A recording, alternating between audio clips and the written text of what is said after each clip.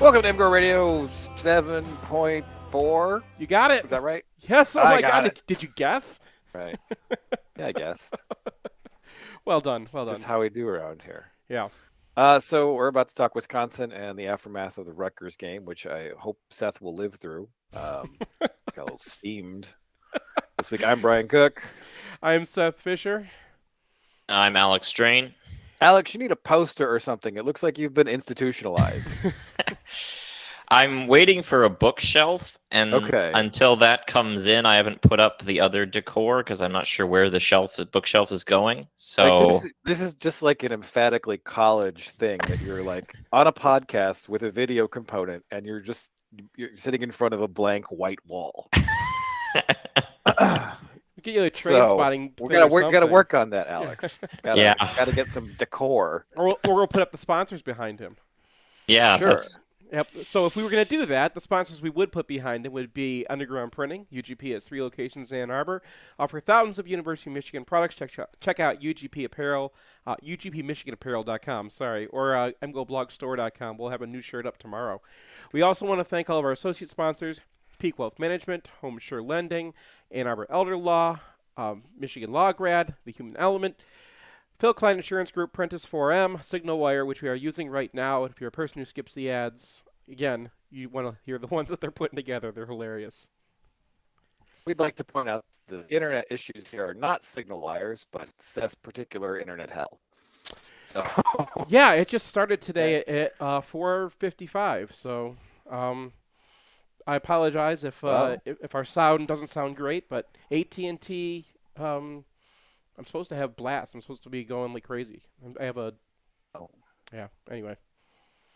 Oh, there you go. So we're having some issues here with the audio. Are you still there? Okay. I am. My All video's now off. You get to see a picture of me instead.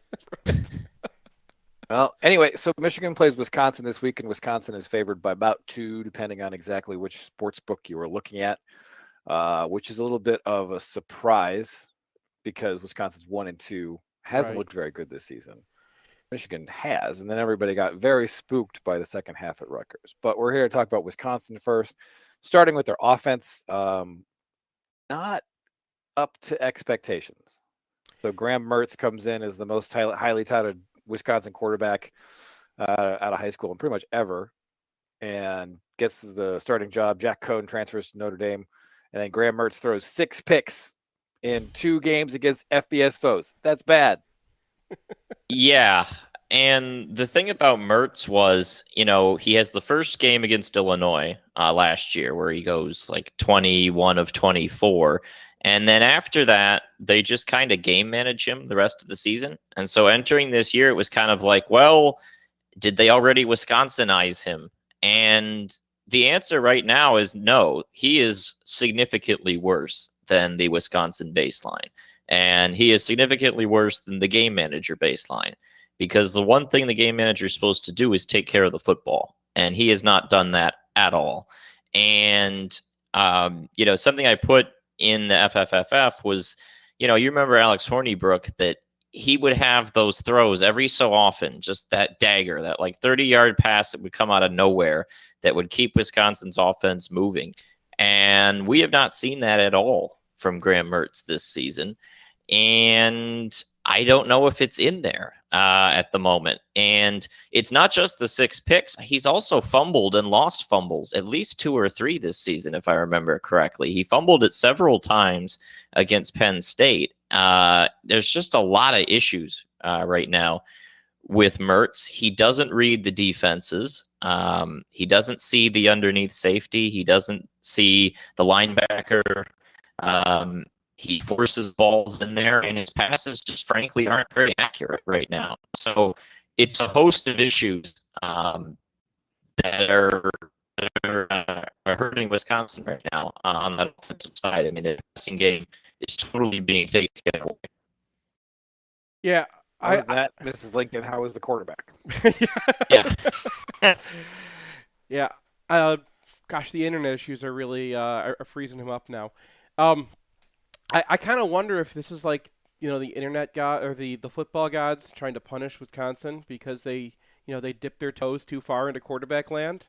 Like, Wisconsin was Wisconsin, and everyone was okay with Wisconsin being Wisconsin. But if you add an attempt to be a quarterback, and you go and get Clemson's running back instead of using your own New Jersey running back, this is the punishment you get. Yeah, and the other thing that's, I think, really hurting Wisconsin is that their running backs right now are not like vintage Wisconsin running backs. They're just kind of there. Yeah, and I don't know what happened to Jalen Berger. He was their guy last season. Wasn't a star yet, but he was a guy that seemingly was going to be in line for a big role. And then they brought in Ches Malusi, the Clemson transfer. He's kind of taken over, and then they've got Isaac Garendo, who didn't really, play a huge role last season, and he's now the number 2. And Berger basically is not even getting on the field in their games against Power 5 teams. So, Malusi looks okay, and Garendo looks okay, but I don't see a Jonathan Taylor here. Yeah, and Berger was kind of the guy. Sorry, go ahead. Alex, another thing that you kind of discovered when you looked over the tape is that they're having some pass protection issues at tackle.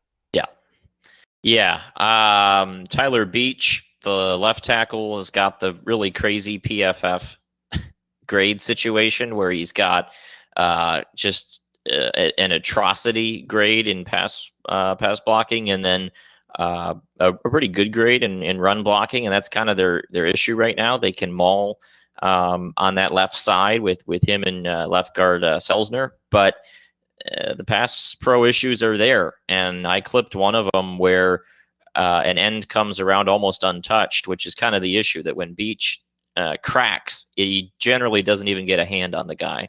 And the end comes around and pops Mertz right in the back and forces a fumble. And those are the kind of hits that I do wonder what effect it's having on Mertz psychologically at the moment, because he's struggling to find his footing, and it doesn't help when that's happening every so often. Yeah, so 10 points against Penn State, 13 points against Notre Dame, and I think more disturbingly from that, I think they averaged 3.1 yards a carry against Penn State. They averaged something like 2.7 against Notre Dame. I'm still concerned because this is still a Wisconsin offensive line. They still the last few times Michigan has gone up against them, it's been a rout, and we saw Michigan survive for the most part in the first few weeks of the season, but then against Rutgers, tackles were an issue for big chunks of that game. So what is the prognostication for how Michigan's going to do relative to the opponents that Wisconsin has gone up against so far, particularly in the middle of the line? Yeah, that's That's what I don't really know. I mean, I will say Penn State has P.J. Mustafer, who's a really good defensive tackle, and I don't think Michigan has that caliber of player right now. It's definitely, this is a measuring stick, right? It's a measuring stick for Wisconsin, where their offensive line is at. Can they finally get back in the groove and push a team around? And can Michigan show after 2 really rough years in a row against Wisconsin? I mean, what I will say is that Penn State had a lot of success stopping the run, in part because they didn't respect Graham Mertz's ability to throw the ball. And that is going to be a question, because Michigan, if they can stack the box, bring the safeties down, they can get away with getting pushed around a little bit up front if they're able to just key in and hammer away. And put enough bodies in whatever gaps do open up. Yeah, and so that is a little bit alarming, because Michigan had an opportunity to not respect a particular passing game they recently went up against, and they gave that passing game far too much respect. So I'm not saying that's going to happen again, because coaches look at what happened in the most recent game and tend to learn from their mistakes, but it is a little bit, gives you some pause. I will say, though, that Mertz's tape is significantly worse than Noah Vedril's tape. Oh, man. I mean, Vedril was limited and was only allowed to do a few things, but Mertz is, Seth sent me this, that Mertz, I think, is 206th out of 207 quarterbacks ranked by PFF. I haven't watched 207 quarterbacks, so I can't tell you where he ranks among those, but it's rough because he's running some of the same stuff that Vedril runs, but the balls aren't even close on some cases on these 4-yard slants and little screens. And yeah, it's rough. And they're going to need him to play better the rest of the season just to get back to game manager caliber. Right. And then so the receiving core is shockingly familiar. It's like still Kendrick Pryor and Danny Davis, who played against Michigan in 2017. And they're 6 foot. They're all right, but they don't really make a whole lot of stuff happen. And the guy you got to watch out for is the tight end, as per usual. Who's also been there forever. Ferguson. Yeah, they've all been there forever. Yeah. But they're all just kind of like, eh. Yeah, this is it's Barry Alvarez's grandson, remember? I do not remember that. I probably should remember, because he's been around forever, but I don't. That's just what happens.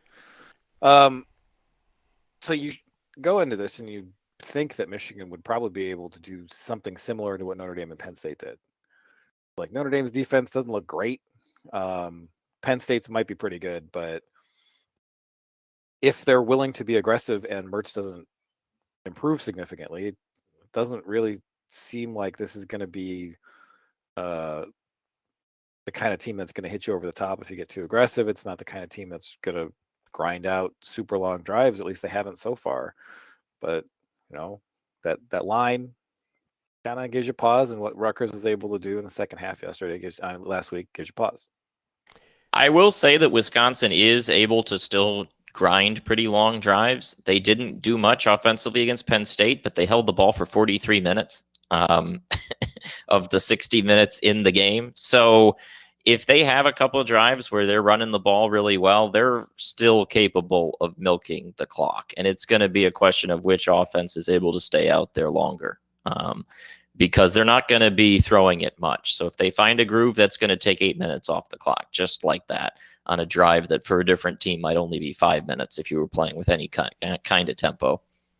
Yeah, my concern is that Wisconsin, if they had played our schedule, would look exactly like Michigan. Like, just runs the ball all the time, has, for some reason, not using their quarterback at all. And, they've already had to play Notre Dame. They've already had to play, Penn State, who looks pretty good.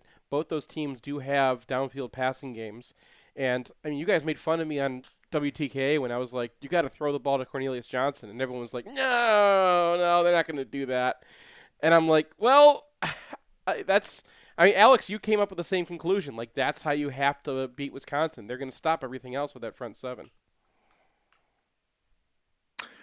Yeah, and so Penn State got the 3 big pass plays, and that was it. And that is sort of encouraging because Michigan has displayed a similar big play ability. And then, I feel like they're going to go in the watch the tape from last week and be like, all right, we need to attack the perimeter more. We need to actually do some speed and space, because this is what they do. They like oscillate between not doing any of that and then doing a lot of it. And every time they do it, they're like, oh, now it's going to happen. This is the new normal. And then it's never is. But this might be a new normal for this week. I mean, they've done this against Rutgers every single year under Harbaugh. 2015 they did it. 2016 it just happened to work really well. 2017 they went in a hole. 2018 they went in a hole, and we all got upset about it. 2019 it was even last year, they weren't running their offense until Cade McNamara entered the game. So maybe it's just a Rutgers thing. Maybe. All right, we're going to take a break, come back, talk about the Wisconsin defense. Want the perfect game day outfit? Underground Printing has unique, great-fitting U of M apparel and officially licensed apparel from legendary Michigan names like Woodson, Howard, Ufer, and more. UGP also specializes in custom printed apparel and promotional items for groups, events, and businesses. Whether you need one shirt as a gift or 1,000 shirts for a charity walk, Underground can customize almost anything for groups large or small. To learn more, visit Underground Printing at one of our 3 convenient locations around Ann Arbor or online at undergroundshirts.com. It's painless, it's online, it's group ordering made easy for your next custom-printed apparel order. Pogo from Underground Printing will save you time and hassle, whether you're selling shirts for a fundraiser, organizing a large event, or trying to collect sizes and payment for a family reunion. UGP is here to help. Save time and hassle every step of the way with our easy-to-use site. No more guessing what to order, chasing down people to pay, or wasting time trying to sort out the order. We'll set it up and you can just sit back and relax. We can even take care of individual shipping. To learn more about Pogo, visit us at any of our convenient locations or at pogo.undergroundshirts.com. Hey, it's Nick Hopwood, founder and president at Peak Wealth Management. We have a lot in common. We both went to Michigan, we're both huge fans, but I'm concerned about how much time you're spending on Michigan football recruiting. This could be time spent with me poring over your cash flow and Roth conversion strategy. How are these Roth conversions going to get done with you spending all your time and energy on MGoBlog looking at the next 5-star recruits? Hey, all kidding aside, if you're addicted to MGoBlog and you want to outsource some of your financial planning to an expert, consider us. peakwm.com/MGoBlog. At Peak, we work with people in a variety of situations. Some of our clients are young professionals looking to optimize their savings and investments. For young people, time is the key. Some of our clients are super affluent trying to figure out when they can retire. Some are high net worth retirees looking for a second opinion on how their money's working for them. Get your second opinion at peakwm.com/MGoBlog. Peak Wealth Management. Retire with confidence. Here's a thing people say. Seth, tell me about your insurance. I'm actually glad you asked me about that because I just changed my insurance and I'm really happy I did. Let me guess, you use Phil Klein and Owen Rosen of the Phil Klein Insurance Group. They are MGoBlog readers and they don't advertise during football games. And they've got a 5-star rating on anything you would care to see. Call Owen at 248-682-7445 or visit them online at philkleininsurance.com. In southeastern Michigan, the yearly cost for a nursing home averages approximately $100,000. It doesn't have to, though. Reed McCarthy founded Ann Arbor Elder Law after handling a tricky situation for his own family. Years of experience later, his boutique firm works with clients across southeast Michigan, dealing with Medicaid planning, long-term care, and tax, disability, and family law, not to mention family dynamics. If you have a family member who may need that level of care, or if you're ready to start your own estate plan, Reed can give you a plan for the future. Visit AnnArborElderLaw.com or call 734-945-9693. That's 734-945-9693.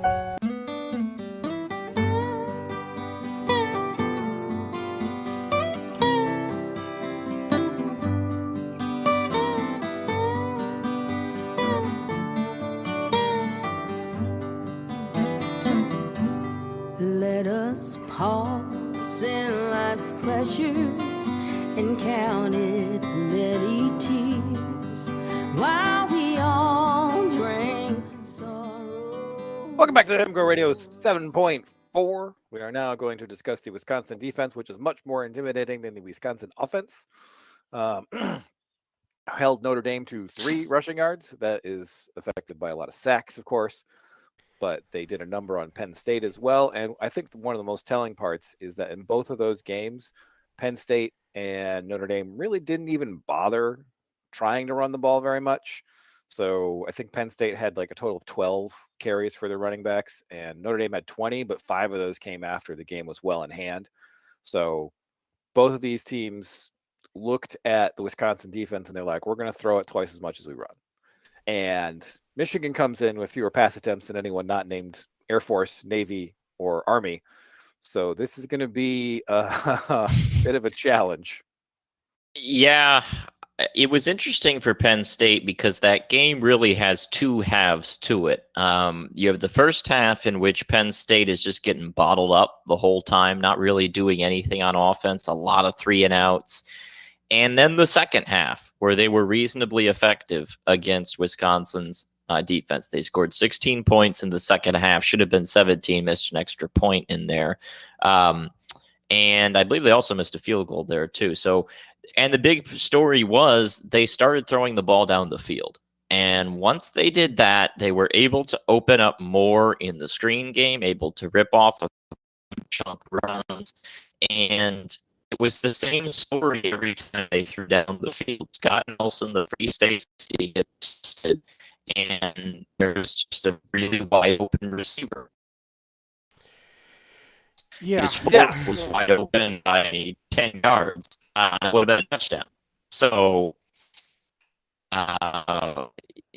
when they start throwing, that opens a lot up against this Wisconsin team. You're breaking up there, Alex. I'm not sure if people can actually hear you, but I infer from the post you put up that you're talking about Scott Nelson, the safety, who was not very good at staying over the top of people. And Notre Dame also hit a 40-yard fade on one of the cornerbacks where they got out of position. So it seems like a situation where Michigan's going to have to take some shots. And, you know, kind of the issue there is that Wisconsin already has 10 sacks, and all of their linebackers can get after the quarterback. And, you know, one of their brief scoring drives that Wisconsin had came when Cone got absolutely blindsided by one of the Wisconsin linebackers and fumbled. And Michigan's been very good picking up guys to date on the very few dropbacks they've had, but I think it's fair to call that an unproven section of the team so far. Yeah, I mean, they're probably going to have to do it off of play action because Wisconsin, once they are bringing their linebackers around to get after you, they can get after you. And both of us were like, whoa, Jack Sanborn has kind of taken another step forward as a blitzer and was already pretty dangerous. And you know, with the quarterback, they went and got their 4-star, the top 250 guy, and it hasn't worked out. But they finally did it with an outside linebacker, too, with Nate Herbig, and that has worked out. He's a second-year player who really looks like a 5-star out there. So their pass rush, when they can pin their ears back, is great. But a lot of times they're kind of going after the run first. So I think, you know, if you can get some play action passing in there, and you know, if it's not going to happen, it's not going to happen. But you can get a couple guys downfield, and you don't need that many scores, right? So it might just be worth it to try to long ball it a few times and get what you can, and get a lead on them or something. Because I think once you get Graham Mertz pressing, the flip side is going to be a lot better. If Michigan's just kind of out there man-balling against these guys, I don't know. I don't know if anyone can do that to them. Yeah, it looks like a situation in which Michigan is just going to have to like hit a couple of things here and there and hope that it stands up. And you know, we're doing the WK roundtable, and Sam is talking an awful lot about JJ McCarthy. Mm-hmm. And I just wonder if that's not entirely random, and that there's a chance that if the offense isn't really doing anything in this game, that the coaches are going to be ready to put him in and see what he brings. Because one thing that he does bring is that we've seen him carry the ball on his own read, and he looks like he's actually a plus athlete in a way that Cade McNamara is not. Mm-hmm. So that could be a way to crack this front defense.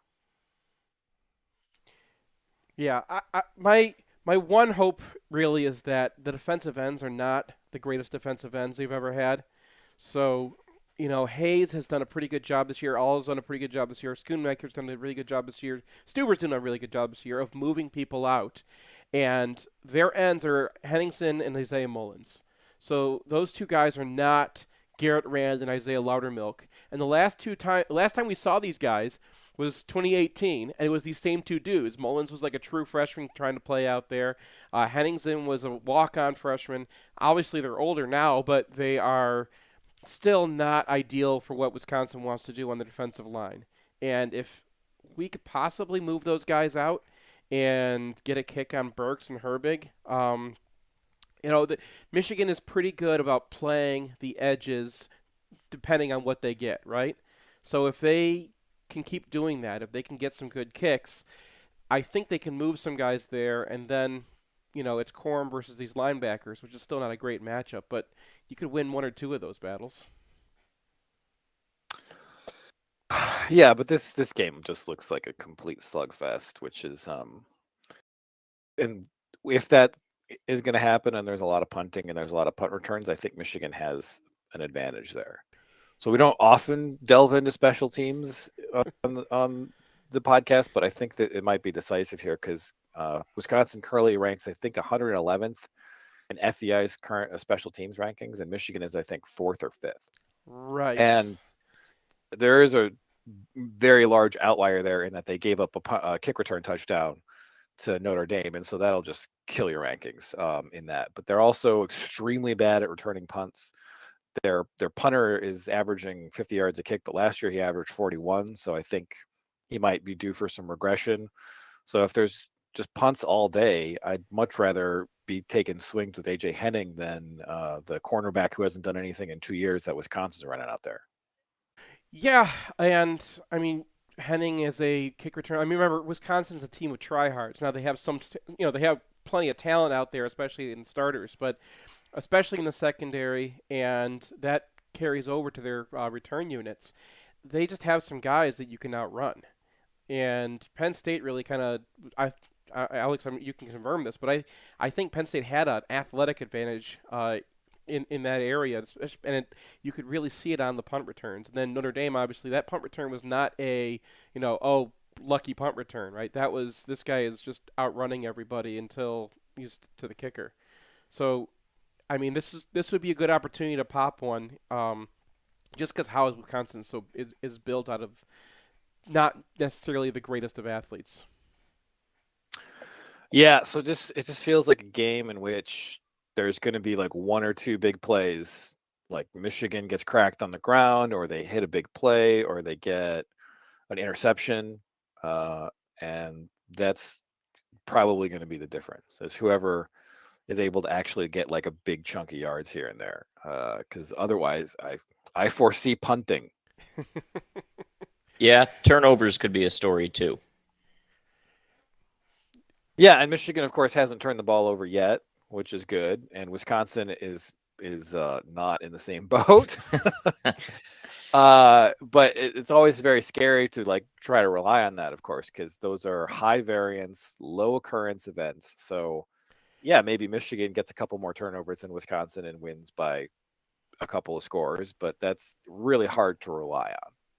Yeah, Brad Hawkins is so due. There's another one time. Every time I'm doing UFR, there's like one per game where like it just comes off his hands, or he was in position to intercept and the quarterback overthrew it. Like and that I think that is part of the defense that we just have not gotten to see yet.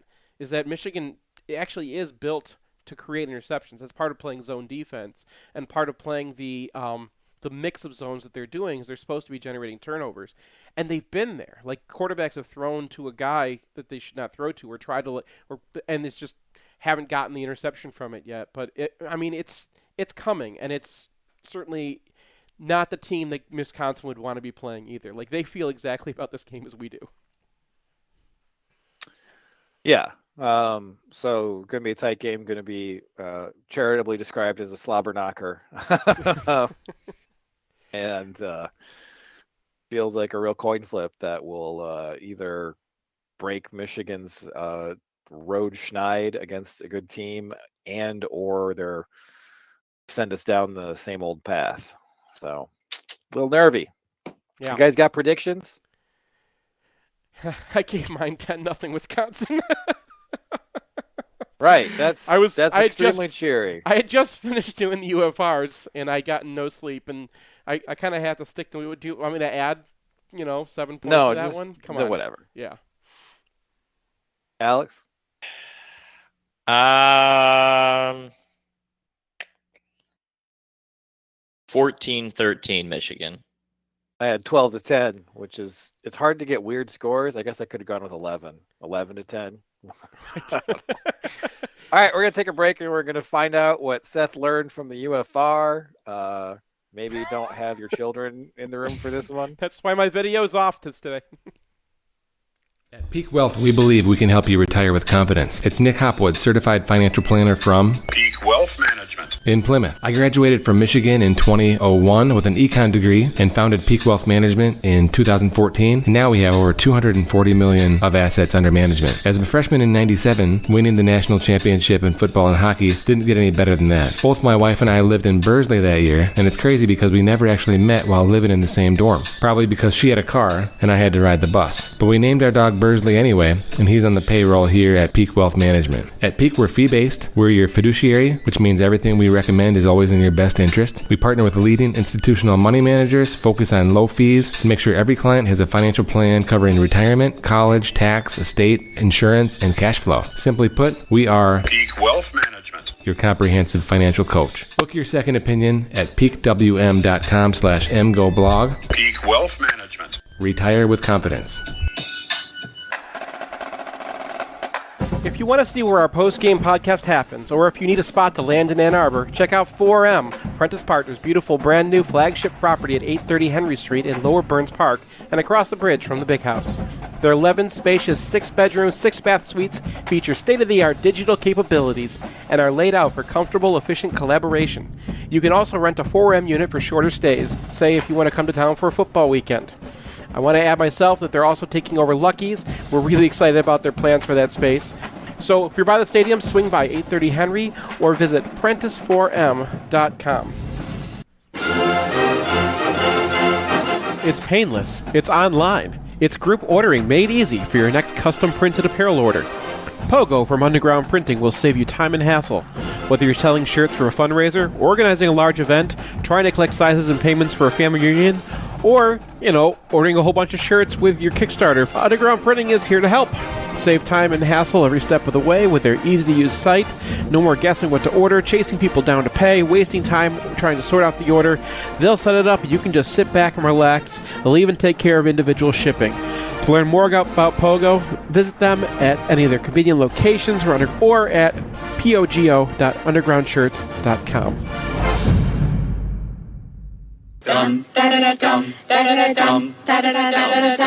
During these challenging times, it is important to have a Michigan man in your corner. If you or someone in your life has questions, concerns, or just want to discuss your legal rights, give attorney Jonathan Paul a call at 248-924-9458 or visit his website, michiganlawgrad.com. John asks you all to be safe. We're going to get through this together, and as always, go blue.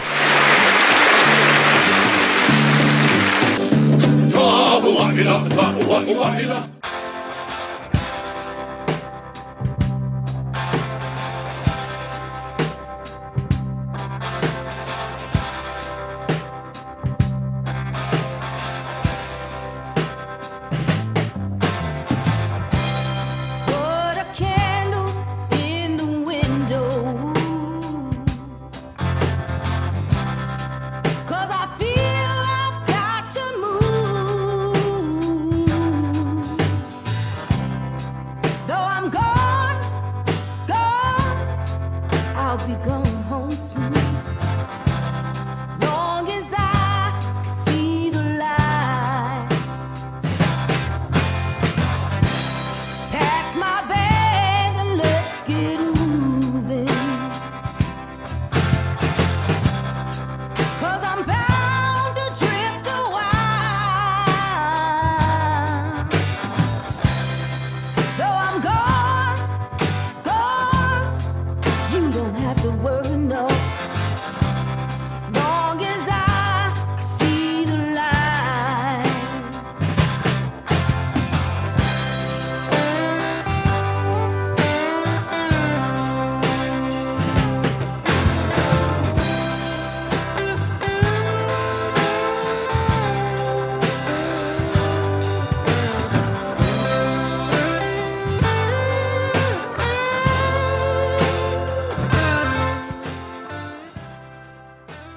Welcome back to MGoRadio 7.4, and now we delve into the aftermath of the Rutgers game, which went pretty much fine for a half, and then went very, very, very not fine for a second half. And I was not fine.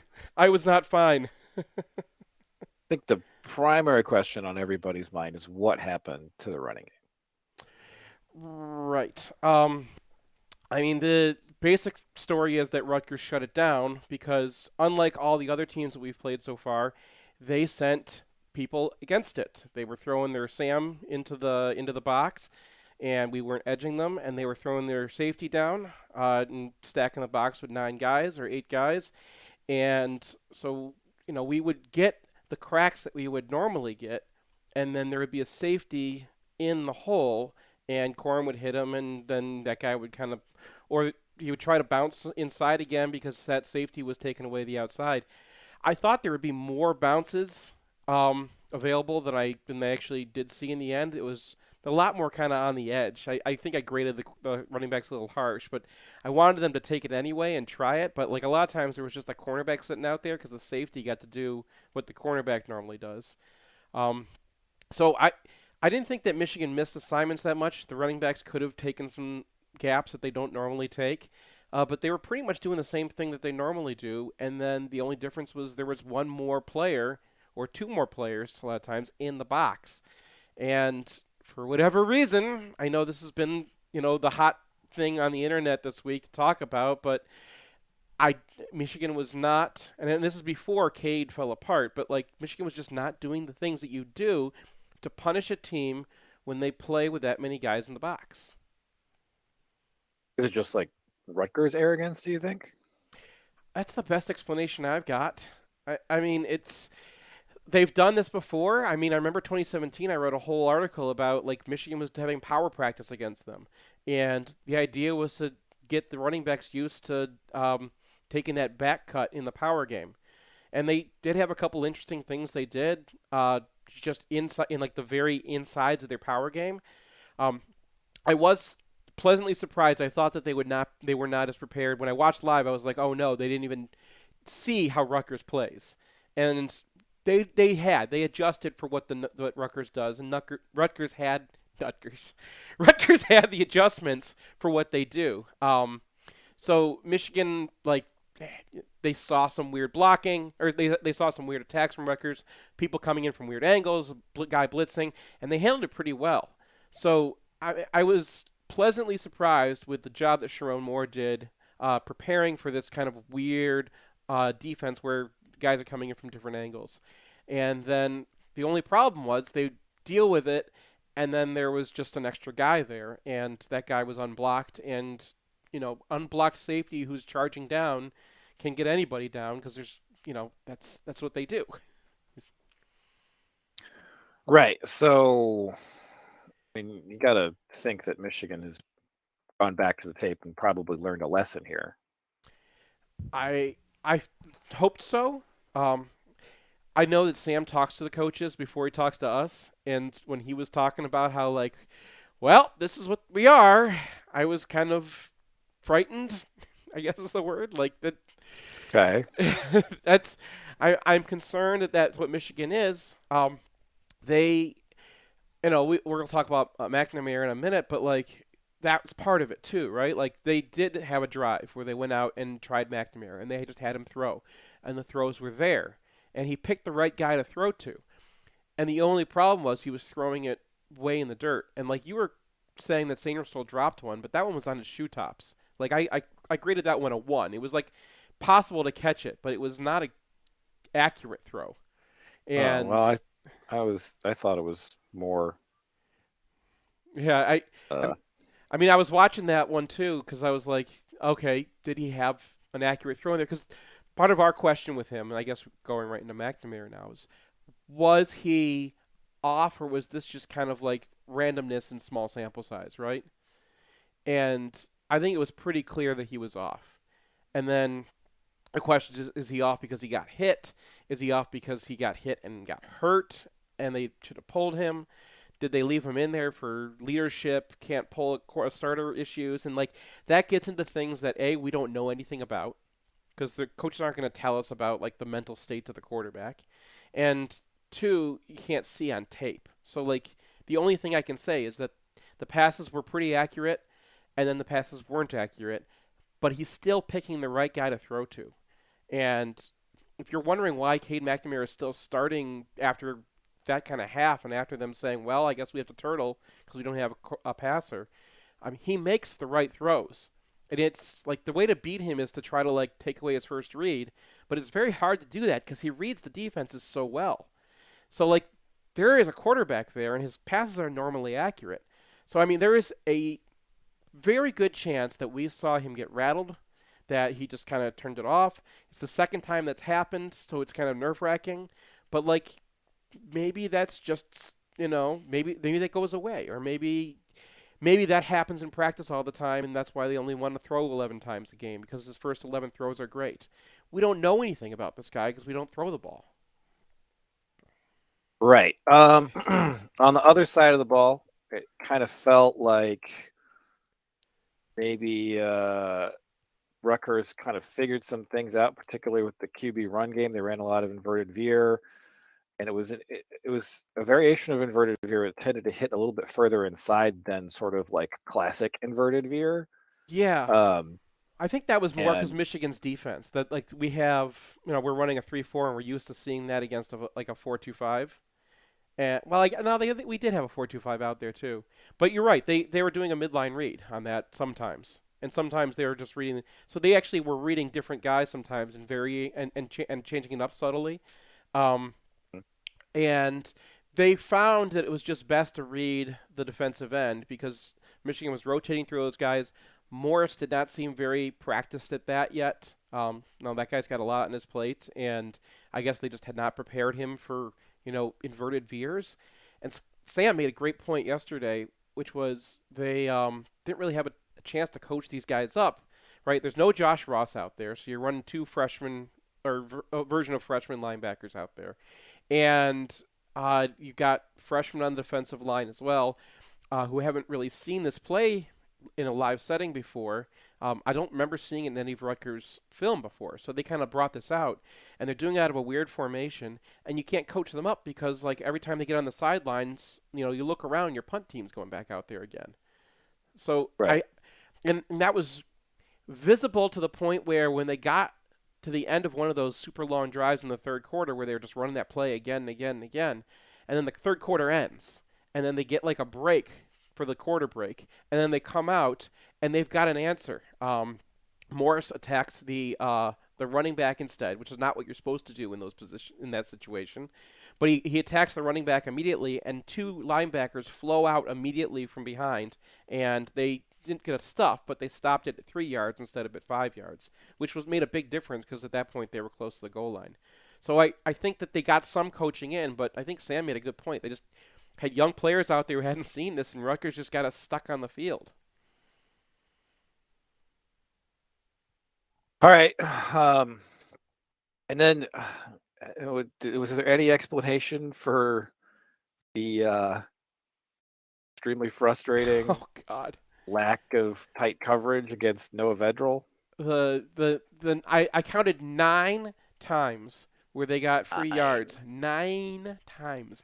Well, 9 times they ran it. 1 time we actually reacted to it. So there's 2 things going on. One is we were running a lot of cover 3, which leaves that open by design, which there's a way in cover 3 to cover for that, and that's just to have your cornerback come and play down. And, they call it mod coverage. You cover that guy for a little bit, and if he stems inside, then you change. But, basically, everyone else is running cover 3, and that one cornerback is just in man for that period of time before the Coral Flat guy can get there, right? And that's what they kept on hitting it over Dax Hill, and you kept on seeing Green backing up or Gray backing up. The other issue was when they were in cover 2 or cover 1, those guys were still playing off for some reason. And I never saw Gray do this, but I saw Turner do it, and I saw Green do it a whole bunch. So it had to have been a coached thing. And people are saying, they've gotten burned by Ricky White. I'm like, you cannot play football expecting to get burned by Ricky White. Because that's not, no one can play that way, right? Right. And especially against Rutgers when, they're not what are they going to do? Hit you on back shoulder fades again? Like, Green got one, and he was playing in the parking lot all day, even when he was in man coverage. And, like, that's another thing where, like, I'm sure they looked at it and they said, okay, guys, we told you to play a little bit more off, but, like, in these situations, here's what you do. Because it's not a hard thing to coach, and they've all been coached on cover one before. So it's not like a hard thing to convert to something that makes a little bit more sense. All right, so lessons moving forward. Can we talk about Hinton? Because he came out with like a plus 17, minus 0 grade, just out of nowhere. That seems good. I mean, it seems Rutgers-y, but no one else was getting those kinds of numbers. So, I mean, I wish that I had an explanation other than Hinton broke out, or Rutgers is bad and the rest of our defensive line is bad and Hinton is just okay, and that worked for him. But, like, Smith was having trouble against their doubles, and then the same guys would hit Hinton with the same angle, and he would not only hold up, but swim through them. And he was a big part of those plays at the end. He wasn't playing a lot, so he was in there only half the time. So maybe saving him more, maybe that rotation kind of, it hurts them because at some points you've got Spade out there, and Spade did fine. I don't want to knock on Spade. Sometimes you got Cheater out there, and he's getting a little pushed around. But and Welshoff, too. Welshoff's just too small. But, like, the trade-off for that, I thought, was they had Hinton when they needed him. And Hinton was in there for a lot of high-leverage situations and made big plays, keeping the linebackers clean against doubles or really breaking through. So, like, I mean, it's possible Hinton is breaking out. He's had a couple good scores now. And, I mean, Wisconsin's really going to be the rubber meets road moment. But, like, that was surprising. All right, we're going to take a break, come back. Hockey season starts this weekend, technically. They had an exhibition game against Bowling Green, and we thought we'd talk about it because it projects to be a pretty fun season. The only thing we can be sure of about the future is that it will be absolutely fantastic. I'm thinking of the incredible breakthrough made possible by developments in communications. Arthur C. Clarke's 1964 vision is now reality with SignalWire, a cloud platform that enables developers to build the applications that will reshape the future of communications. These things will make possible a world in which we can be in instant contact with each other wherever we may be. You can add cutting-edge, real-time video and audio to any product, website, or application with APIs and SDKs for developers of all skill sets. SignalWire is optimized for high-quality and low-latency communication functionality for video, voice, and text messaging capabilities. Almost any skill could be made independent of distance. Men will no longer commute. They will communicate. See for yourself at SignalWire.com. Use code 2021 and receive $25 in developer credit. Go to SignalWire.com. SignalWire Communications OGs, original geeks of programmable communication.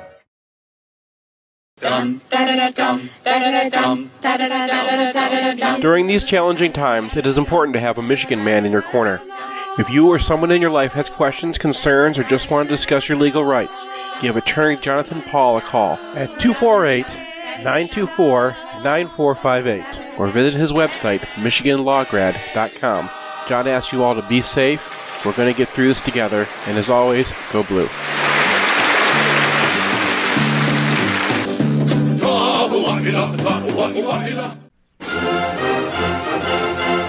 It's painless. It's online. It's group ordering made easy for your next custom printed apparel order. Pogo from Underground Printing will save you time and hassle. Whether you're selling shirts for a fundraiser, organizing a large event, trying to collect sizes and payments for a family reunion, or, ordering a whole bunch of shirts with your Kickstarter, Underground Printing is here to help. Save time and hassle every step of the way with their easy-to-use site. No more guessing what to order, chasing people down to pay, wasting time trying to sort out the order. They'll set it up, and you can just sit back and relax. They'll even take care of individual shipping. To learn more about Pogo, visit them at any of their convenient locations or at pogo.undergroundshirts.com.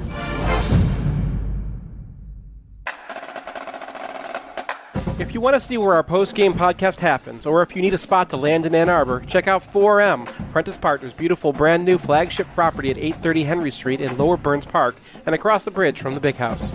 Their 11 spacious 6-bedroom, 6-bath suites feature state-of-the-art digital capabilities and are laid out for comfortable, efficient collaboration. You can also rent a 4M unit for shorter stays, say if you want to come to town for a football weekend. I want to add myself that they're also taking over Lucky's. We're really excited about their plans for that space. So if you're by the stadium, swing by 830 Henry or visit Prentice4M.com.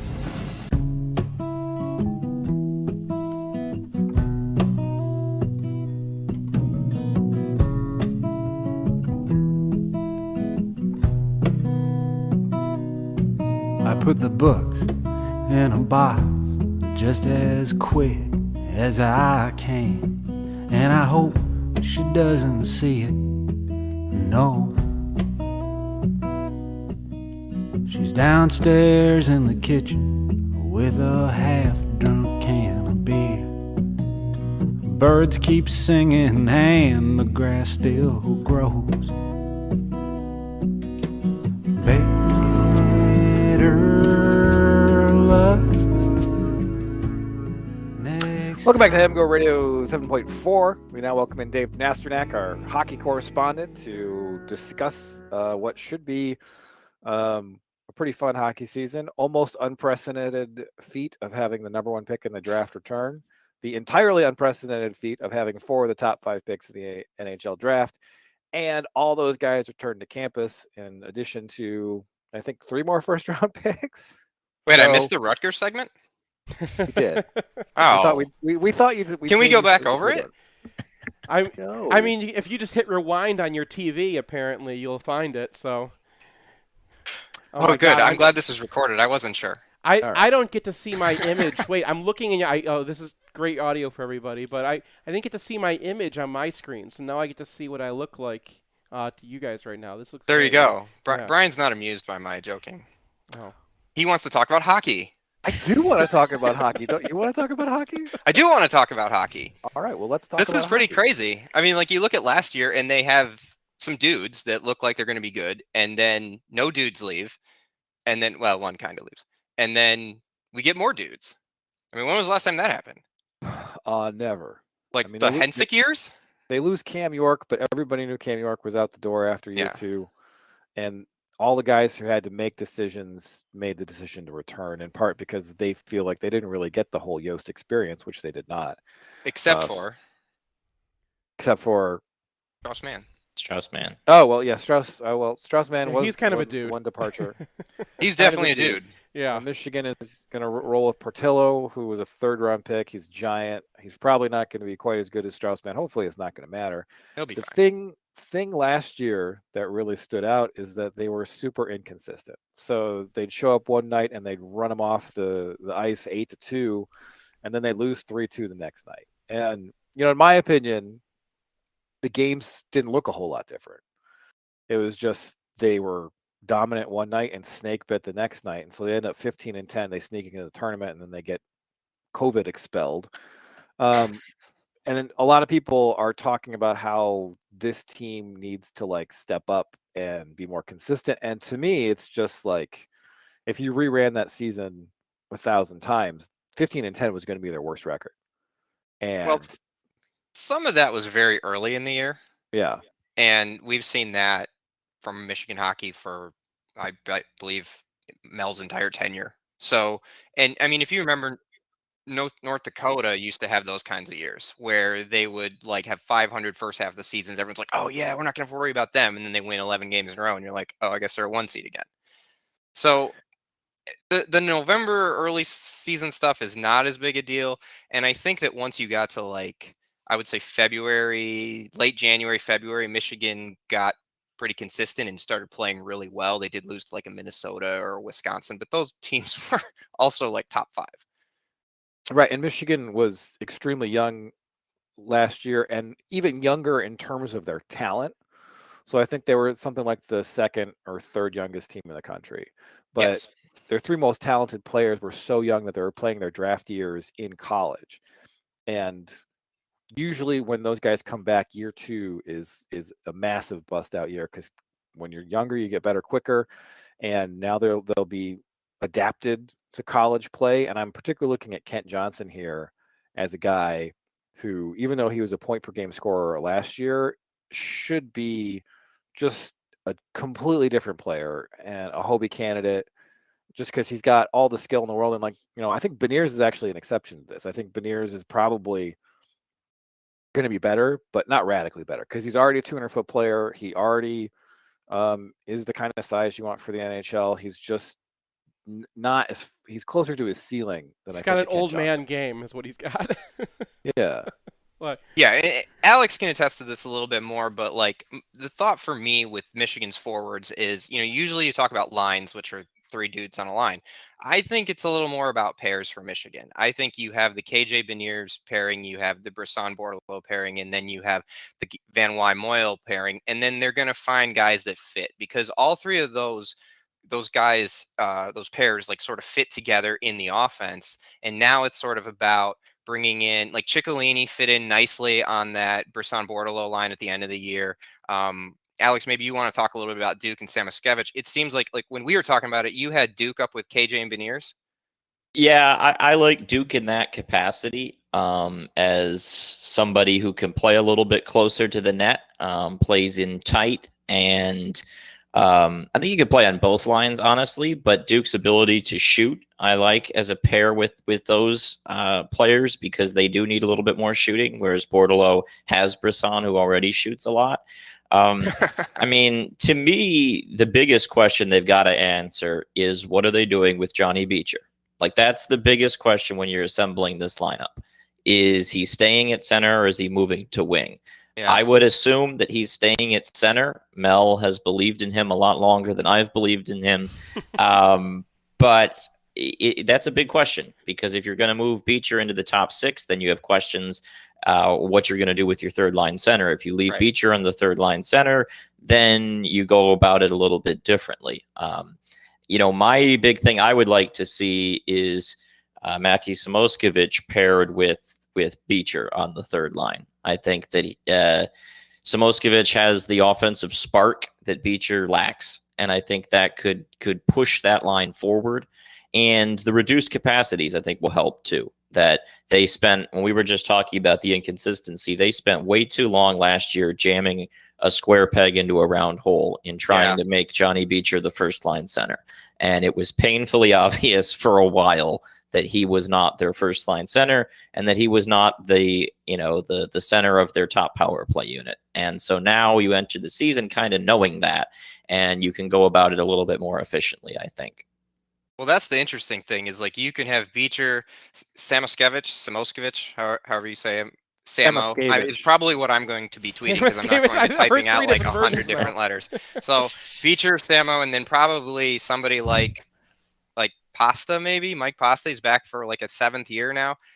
He might fit in on that line, and he's fit in a number of different ways for Michigan in terms of just passing. He's been on skating lines. I mean, it just seems like they have a ton of options, and you're right. They need to figure out what they want to do with that third line. But if they do, I think all the pieces kind of fall into place. And I mean, I was counting this up, and Brian, you mentioned the draft status. I think they have 7 first-round picks. They do, because they have that's insane. They have the 4 guys who went in the top 5, and then they have Samoskevich, they have Brisson, and then they have Beecher. Right. And then Bordelot went in the early 2nd round. The amount of talent on this team is and we should clarify that Eric Portillo was the 5th goalie off the board. Going as high as he did in the draft is akin to a first-round talent at a different position. Goalies just don't really go in the first round overall. Unless you're Rick DiPietro. Yeah. Yeah, and the one thing that you have some caution with there is that he's 6'6", so clearly being drafted on potential more than he's really good right now. But I mean, he looked pretty good, and I mean, he split time in the second half of the year, and I mean, there might have been a couple goals on him, but nothing that was we can't have him out there. He might lose the game, but that's not what I'm saying. But I mean, if he was not awesome, I don't think they would have let Strauss-Mann walk out the door. I agree. Is that did they let him? Is that what? I mean, what happened there is a little bit odd because he signed with a Swedish team, didn't he? I think he was He looking did, at it like yes. he's not going to play very much because Michigan's got basically a first-round goalie that he's going to have to share time with. There were always questions about the man situation when they brought Portillo in last year, because you knew Buffalo, no way in the world they would have let Portillo show up at Michigan if he wasn't going to play very soon into his college career when there are 50 other programs he could have played at. So you had to know that Mel assured Buffalo that Portillo was going to be the starter within a year. I don't know if he knew that Strauss was in a Cam York situation, perhaps, where he just sort of said, "This is it for me." I don't know what happened, but you can read between the lines. It was hard to see Portillo splitting yet another year. Yeah, sure. And I mean, they bring in, what is it, West? Is it Noah West? Noah West, yeah. I mean, he's going to play what, like 5 games? I mean, maybe more, you never know. Probably but no games. Well, I mean, they're going to get him some because you never know what happens, and he'll get don't they play like Niagara at some point? Yeah, he'll get in at some point. He's going to get a couple of those games, but Big Ten, like big time games, probably not too many. We haven't even got to the defense yet, but I mean, we talked about pairings on the offense or in the forwards. I mean, it's kind of obviously it's the same thing on the defense. Power Blankenberg has to be the number one, right, Alex? I mean, it's got to be in stone at this point. Yeah, I mean that pairing should be, like a top pairing on an NHL team in the playoffs, where they play the power play, they play the penalty kill, and if you're in a high leverage game, you're going up against Minnesota for the Big Ten title, or you're in the tournament, that pair should be playing 31, 32 minutes. They should be munching all of the minutes available because they can play in any situation, and they can do everything, right? I mean, they can play in the offensive zone, they can play in the defensive zone, they can skate with the puck in transition, they can pass. They should shoulder a ton of weight. And then I think, we've discussed privately a few different things about what you're going to do on pairing 2 and 3, but to me, and you said this and it made a ton of sense, the only matchup that probably doesn't work is putting Hughes with Edwards, because they're both kind of the same guy, kind of the puck carrier, the Cale Makar guy going forward, that is going to need somebody who's defensively sound behind him, and putting and Mel isn't going to pair 2 freshmen together, so probably not. But point is understood that okay, those 2 guys of all the defenders, right? Unless one will be on 2, one on 3. Yeah, probably. Then, you said originally Truscott maybe at 2, and maybe it's going to be Pearson. I mean, it's at that point they're it's coin flips, and then they even have a 7th and an 8th. I mean, we didn't even get to Jack Summers, who's been fine. He's had his issues at times, and then Jake Harrinan, who's a walk-on, has actually played admirably well for what was it? It was about 3 or 4 weekends in January, and I mean, he scored a goal, and you didn't even notice him, and it's sort of like a safety, right? If you can go through an entire football game and not really notice the safety, generally he's not doing anything too terrible. Yeah, and I mean, the last thing I'll just say is that I would bet on Keaton Pearson with Luke Hughes. The more I think about it, Mel is a big fan of Keaton Pearson. He's been a regular in the lineup for 2 years now. He played high leverage minutes next to Cam York last season. I have some issues with the way Keaton Pearson plays at times, but Mel believes in him a lot, very clearly. So I would wager that to be the case. Sounds like nepotism to me. Yeah. We have some people here listening to this podcast who don't know that these people are not related. So I'm going to state for the record, football fans, that the 2 Pearsons are not related. But Hughes spelled very differently. But Hughes is a Hughes, right? Yes. And he's also going to be number 43. So if you didn't get enough of Hughes at 43, you will have at least one more year of Hughes at 43. How similar are the brothers? There's a big height difference, right? I'm not going to look out there and think that okay. Yeah, so the Hughes family all has this just transcendent skating gene. The mother had it, the father had it, and all of the kids have it. And so Luke is like Jack, and he's like Quinn. He can skate really, really well. Stylistically, he plays a lot like Quinn. There's questions about his ability to be as creative as Quinn as a playmaker, that he might not see some of the passing lanes that Quinn could. Some concerns about the shot, just the way Quinn had. But he's bigger, and especially for the hockey men of the world, that's a big deal when you're talking about a defenseman to go from 5'9" to 6'2". However, Luke is a wiry 6'2", so he might get pushed around a little bit as a freshman.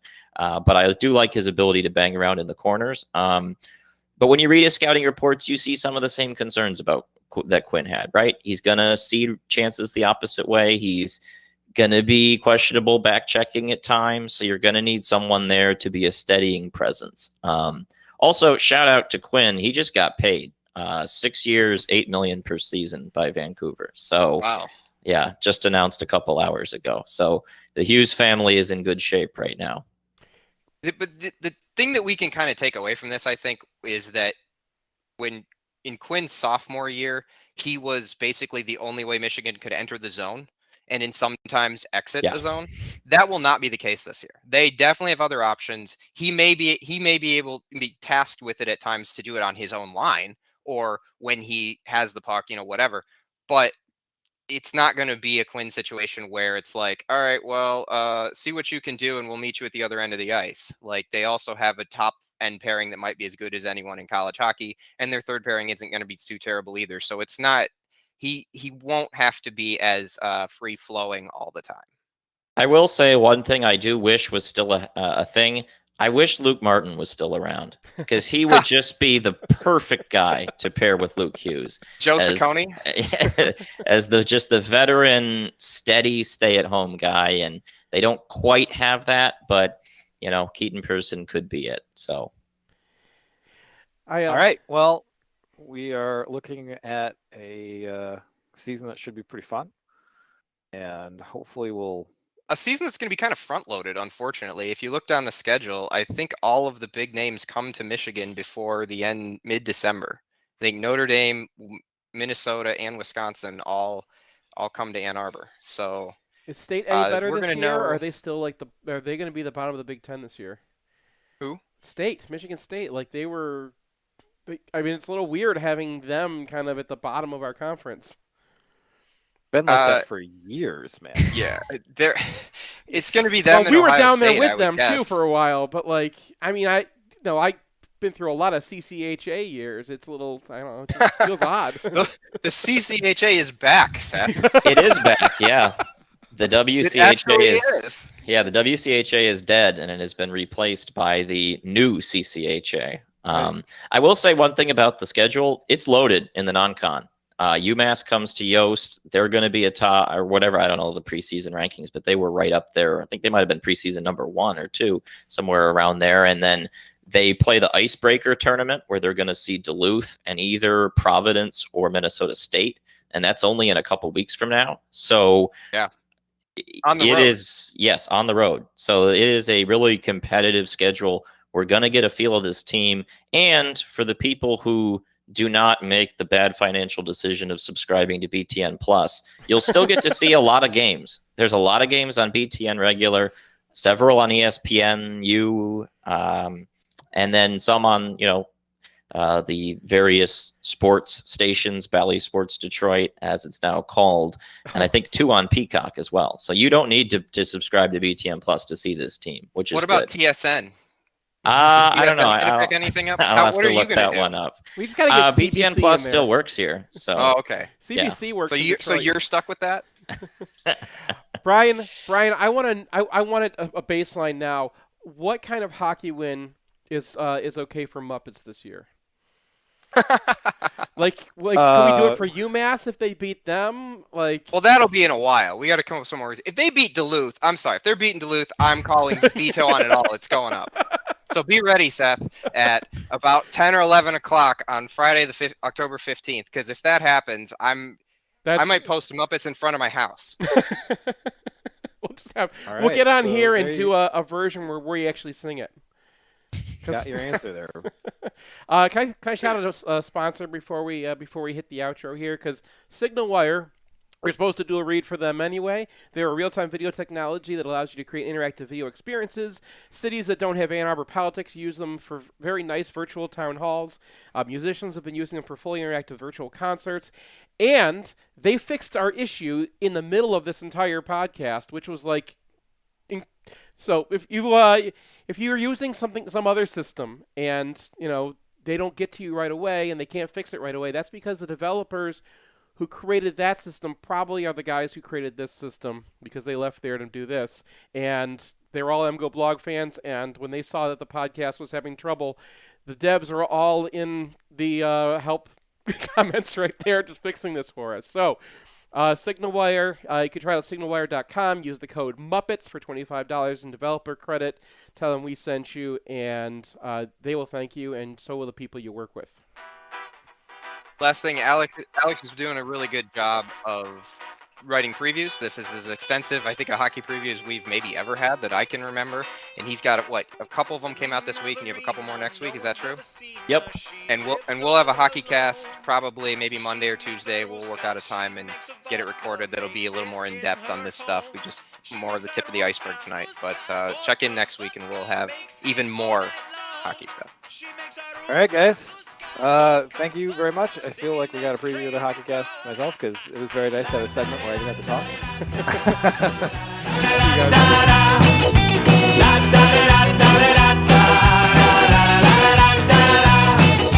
Boris is a mayor and a land surveyor with plans of his own. He hates a Ruska, he hates a vodka bandit from his home. He hates a Ruska, vodka. He never drank a single drop. He hates a Ruska, vodka. There's poison, he swear to stop. He's singing la da da da da da da la la la la da da la da da da da da la la la da. Then one day Boris was visited by demons in his head, and they said, "Bring me Ruski vodka, or your son may soon be dead." So he went to the arena looking